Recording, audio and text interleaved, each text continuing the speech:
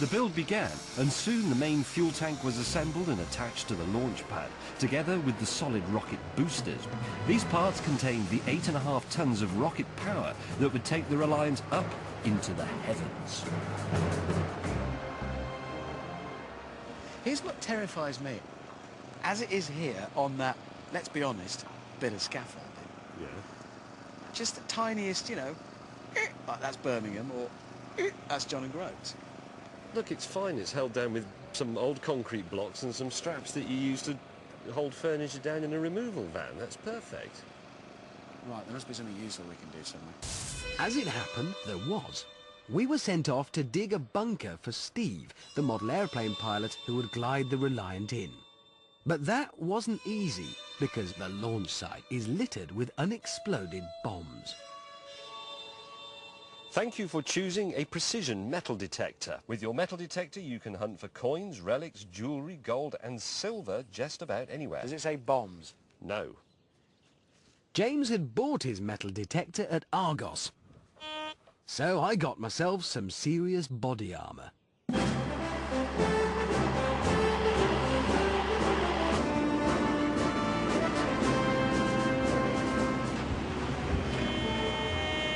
You found my JCB. I've just worked out something, though, from this. It only works down to a depth of about 3 inches. As it turned out, it all went rather well. In the main. Look what he's done. You Philistine.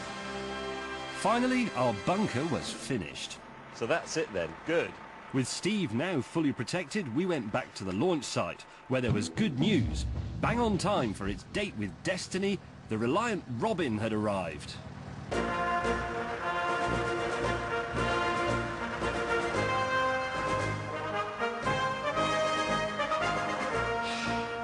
You're all right. You're all right. Keep it coming. You're all right. On that line. You're all right. Yep. You're all right. Back. Nice. And stop. That is the business end of a reusable Reliant orbiter. Wow. Then we were entrusted with another job. I reveal to you the legend.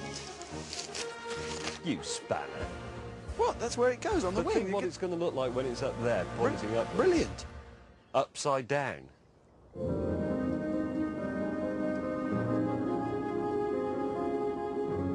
As night fell, the most delicate and risky part of the operation began. Attaching the Reliant space orbiter to the rockets and fuel tank. Not kidding, this bit is genuinely very scary because as they're mounting it up, and it's quite complicated, all the linkages, if the shuttle clogs it and bends any of the release mechanisms, it won't come off, and then the shuttle and the tank will come down.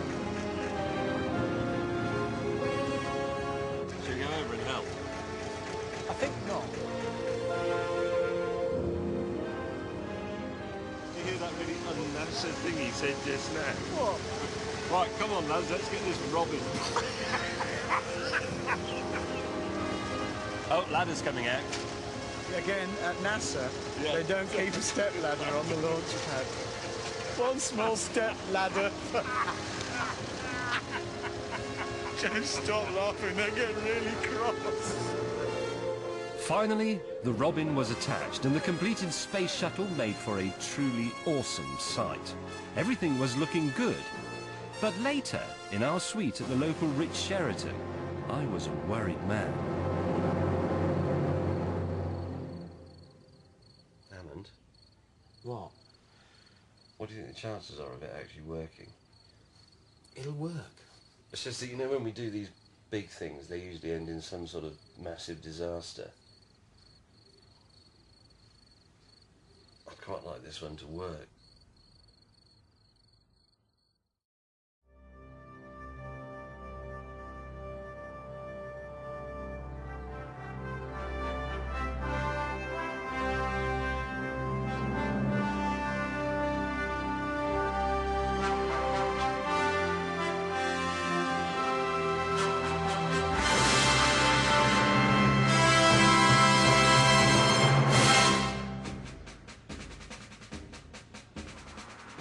Well, it's up, it's built, but it's worth a quick reminder of exactly what is going to happen. Absolutely. We've got 8.5 tons of rocket thrust to push that thing off the ground at about 1,000 feet. The two solid rocket boosters will be empty. They will fall away and come down on parachutes, doing about 100 miles an hour then. Yeah, it'll continue accelerating to about 140. Then at about 3,000 feet, the orbiter itself will detach from the main body. That's when Steve, the pilot, takes control. It's his job to glide it in. He has the option of firing 3 rockets to extend that glide. He'll then put it down on the deck on the landing strip and prove that it's a reusable craft. Yeah. Of course, all that we've just said is just words. Words, Because yep. to be honest, who knows? The last few hours were taken up with final preparations, and with such an ambitious project as this, the complexity of the onboard systems was simply staggering. Each electronic component had to talk to every other electronic component at exactly the right time.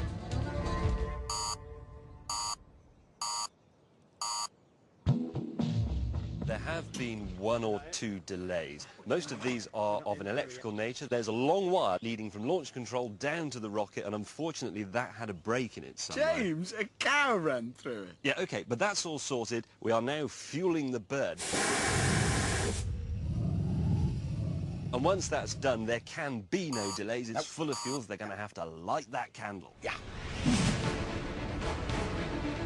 The tension now was almost unbearable. You could almost hear Jeremy preparing some intergalactic smugness. So, would it stay on course during the ascent? Would the rockets and fuel tank detach?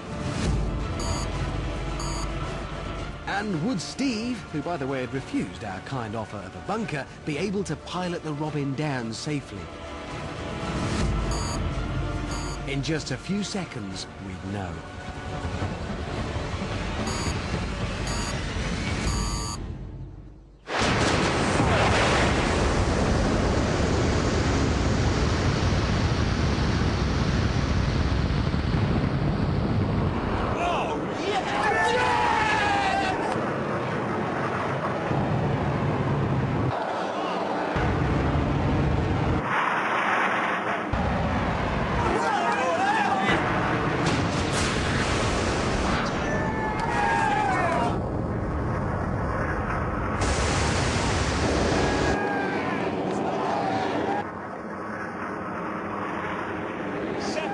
Separate!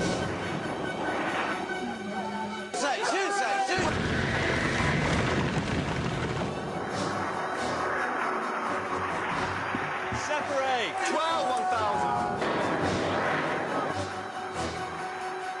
Separate! Break!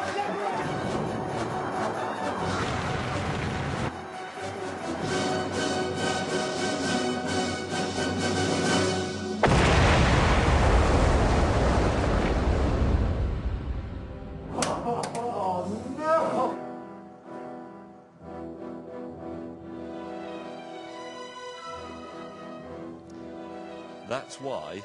How are you going to use it again?